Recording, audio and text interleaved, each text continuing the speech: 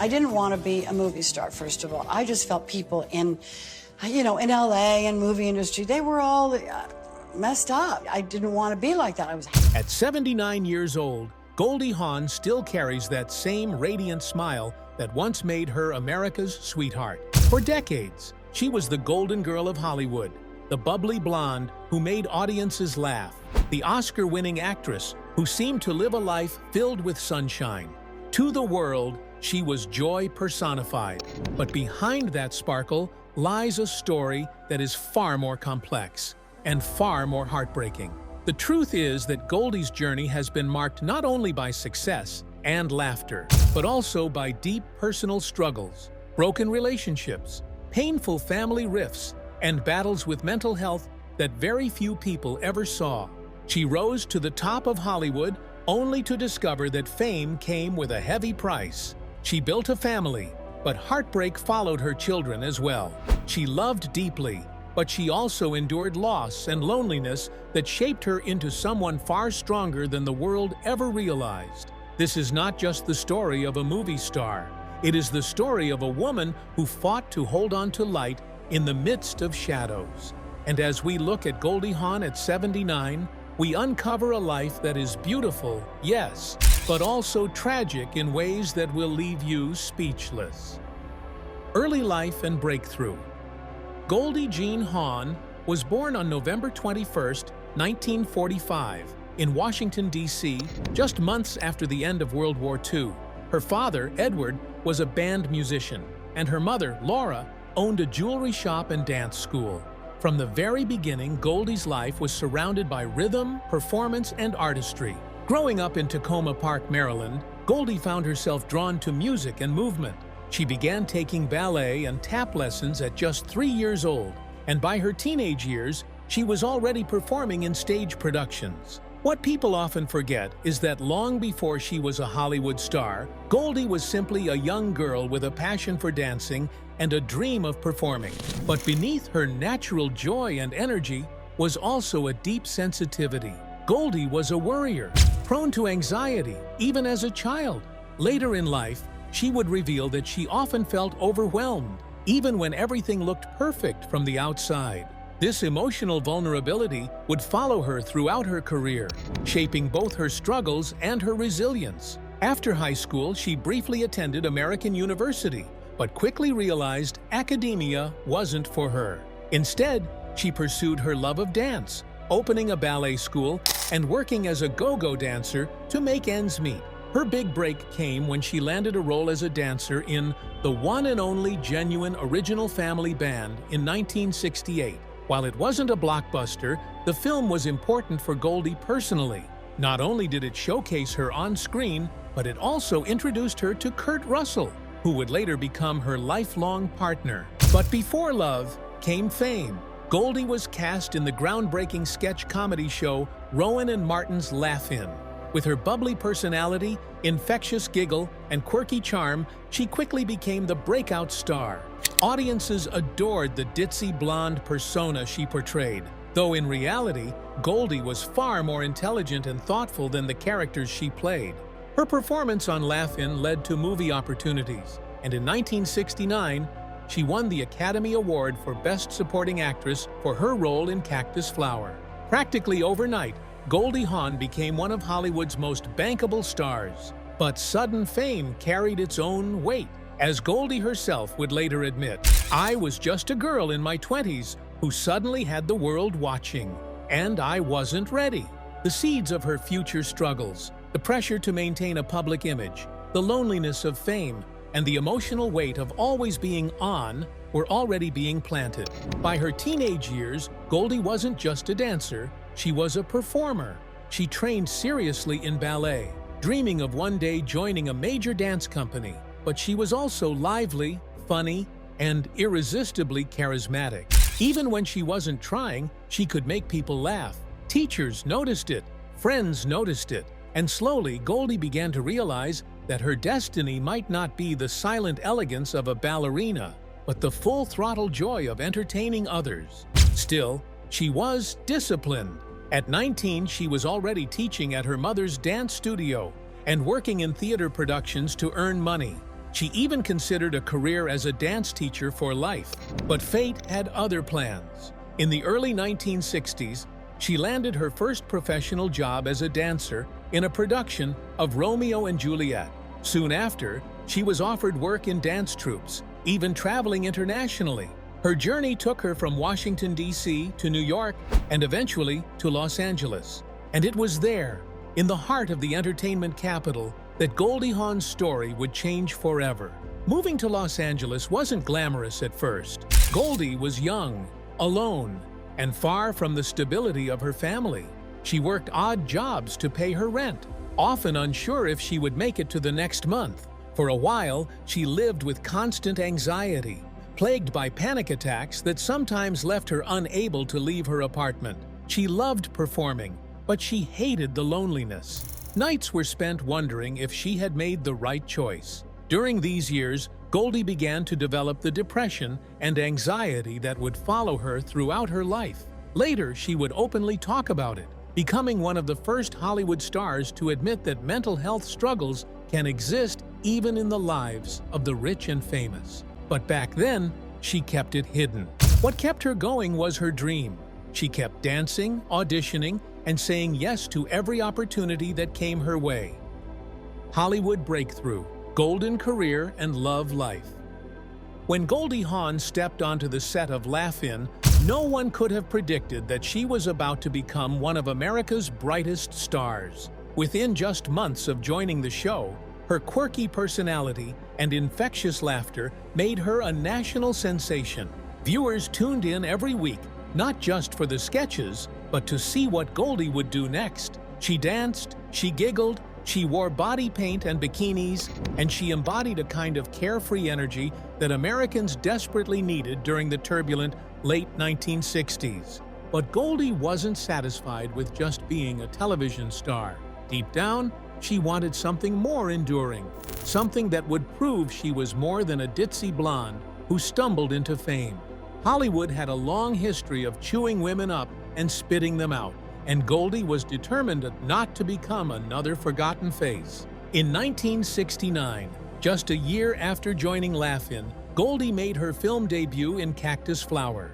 She played Toni Simmons, a young woman caught in a complicated love triangle. The role was light, bubbly, and a little silly, much like her television persona, but there was something deeper in her performance. Critics were surprised by her natural charm, her comedic timing, and the way she could turn a simple line into something unforgettable. The film was a box office success, but more than that, it earned Goldie Hawn an Academy Award for Best Supporting Actress. She was only 24 years old. The win stunned her. In fact, Goldie later admitted that she was so unprepared for the possibility of victory that she didn't even attend the ceremony. She was at home in bed, watching the Oscars on television when her name was announced. Imagine being 24, barely out of your hometown dance studio, and suddenly finding yourself with Hollywood's most prestigious award. It should have been a moment of pure joy, but for Goldie, it was confusing. She felt the pressure immediately. Winning an Oscar so young meant that expectations would skyrocket, and with them came fear. She often said that the award was both a blessing and a burden. On one hand, it opened doors. On the other hand, it meant she could never simply be herself again. Throughout the 70s and 80s, Goldie Hawn became one of Hollywood's most bankable stars. She proved herself in comedies like There's a Girl in My Soup and Butterflies Are Free, and later in more dramatic roles that showed her versatility. She worked with some of the biggest names in the industry, including Warren Beatty, Chevy Chase, and Steve Martin. Audiences adored her. She was funny without trying too hard, glamorous without being intimidating, and approachable in a way that made people feel she could be their best friend. Unlike many Hollywood stars who seemed distant, Goldie radiated warmth. She wasn't untouchable. She was real. But success came with sacrifices. The more she worked, the more she felt pulled away from her personal life. Her relationships began to crack under the weight of fame. Goldie's first marriage was to dancer Gus Triconis in 1969, the same year she won her Oscar. At first, it seemed like a match made in heaven. two dancers who understood each other's passion for the arts. But fame quickly changed everything. Goldie's career skyrocketed, while Gus's stalled. Resentment grew. Within a few years, the marriage crumbled. By 1976, they divorced. Goldie later admitted that she rushed into marriage far too young, and that the pressure of Hollywood only made things worse. But the heartbreak left scars. In 1976, she married musician Bill Hudson of the Hudson Brothers. Together, they had two children, Oliver, born in 1976, and Kate, born in 1979. For a while, Goldie believed she had finally found balance, a successful career, a loving husband, and two beautiful children. But the fairy tale didn't last. By 1980, her marriage to Bill Hudson had collapsed. He later accused her of being too focused on her career, while she accused him of infidelity. The divorce was bitter, and the fallout left their children caught in the middle. Oliver and Kate would later speak publicly about the pain of growing up without a close relationship with their father. For Goldie, the divorce was devastating. She had dreamed of giving her children the stable home she never truly had as a child, but instead, she found herself raising them as a single mother while juggling the demands of Hollywood. Then came 1983. On the set of the film Swing Shift, Goldie met actor Kurt Russell. The two had crossed paths before, years earlier when Goldie was in her 20s and Kurt was a teenage Disney actor. But this time was different. They were older, wiser, and both had been scarred by failed relationships. Their connection was instant. Kurt admired Goldie's warmth and sense of humor, while Goldie saw in Kurt a grounded, steady partner unlike anyone she had known before. What started as a romance quickly blossomed into one of Hollywood's longest-lasting partnerships. But even this love story had its challenges. Kurt and Goldie never married, a decision that baffled the public. To many, it seemed like they were avoiding commitment, but Goldie insisted that their choice was deliberate. Marriage, she said, was not the key to happiness. What mattered was love, trust, and respect. And in Kurt, she found all three. Together, they raised their blended family. Goldie's two children, Oliver and Kate, and Kurt's son, Boston, from a previous relationship. Later, they had a son together, Wyatt Russell, who would grow up to become an actor himself. To the outside world, Goldie and Kurt were proof that love could survive Hollywood. They laughed together, raised children together, and supported each other's careers. But behind the scenes, Goldie still battled with the silent demons that fame had unleashed: anxiety, depression, and the constant fear of losing everything she had worked for. Hidden struggles behind the smile. Goldie Hawn was known for her dazzling smile. On screen, she could brighten up even the darkest storyline with a tilt of her head or a burst of laughter. But what the world saw was not the whole picture. Behind that radiant exterior was a woman carrying silent pain, one that began in her early years and stayed with her even at the height of her career. Fame had come quickly, too quickly. One year, Goldie was a struggling dancer teaching classes to pay rent, and the next, she was an Academy Award winner, one of the most famous faces in America. Most people dream of such success, but for Goldie, the spotlight came with crushing anxiety. She began experiencing panic attacks in her 20s, episodes so severe that she sometimes couldn't leave her home. She described feeling as though the world was collapsing in on her heart racing, her thoughts spiraling. Doctors didn't fully understand anxiety back then, and in Hollywood, mental health was treated as a shameful weakness. Goldie learned to mask her struggles with laughter, to smile when she wanted to cry, and to put on makeup when all she wanted was to hide. At parties, she looked like the life of the room, but inside she often felt like an imposter. She confessed later that sometimes she wondered if she even deserved her fame, if the world had made a mistake by putting her on a pedestal. This phenomenon, what we now call imposter syndrome, haunted her throughout her career. Perhaps the greatest conflict in Goldie's life came from trying to balance fame with motherhood. When her children Oliver and Kate were young, Goldie was often torn between movie sets and bedtime stories, between glamorous premieres and the quiet moments that truly mattered. She adored her children. No one doubted that, but being one of Hollywood's most in-demand actresses meant that she missed milestones. There were birthdays celebrated on location, holidays spent away from home, and phone calls that had to replace hugs. Kate Hudson has spoken openly about how her mother tried to give her and her brother a normal childhood despite the chaos. But even with Goldie's efforts, the scars of divorce and absence remained. Goldie was often the rock in her children's lives, yet she privately worried that she wasn't giving enough. Adding to the pain was her fractured relationship with Bill Hudson, her ex-husband. He often clashed with Goldie over how the children were raised. Oliver and Kate eventually distanced themselves from their father, and the bitterness lasted decades. For Goldie, it was heartbreaking to see her children grow up with that sense of abandonment, even though she tried everything to protect them. Depression in the spotlight. Goldie eventually admitted that she struggled with depression for years. To the outside world, depression seemed incompatible with her public image. How could the woman who laughed so freely, who danced so joyfully, possibly be depressed? But Goldie revealed that even while filming her most successful movies, she would sometimes go home and cry for hours. She felt isolated, misunderstood, and overwhelmed. She turned to therapy, meditation, and spirituality in an effort to cope. In interviews, she later spoke with refreshing honesty about mental health. Long before it became common in Hollywood to do so, she wanted people to know that even stars weren't immune to sadness, that money and fame could not shield anyone from the human heart's struggles. As if mental health battles weren't enough, Goldie faced another silent struggle: the way Hollywood treated women. Throughout the 70s and 80s, she was constantly judged by her looks. Studios wanted her to stay forever young, forever blonde, forever the cute, ditzy girl next door. But Goldie was aging, just like everyone else. Every wrinkle became a headline, every change in her body, a story in tabloids. For a woman whose career was built on being seen as light and youthful, this scrutiny was brutal. She admitted that it chipped away at her confidence. She was also typecast.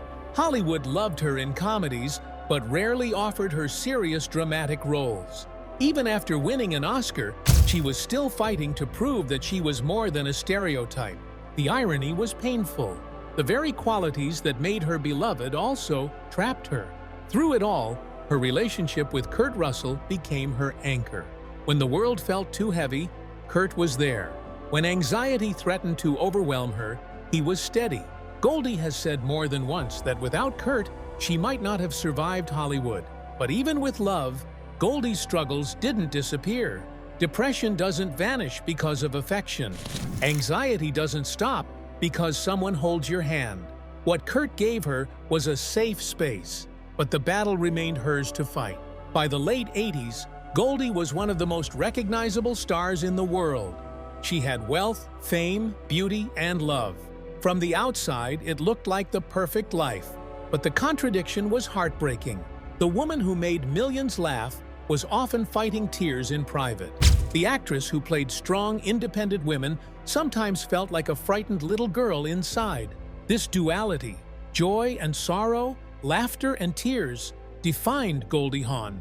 And it is this very contradiction that makes her story at 79 so deeply tragic.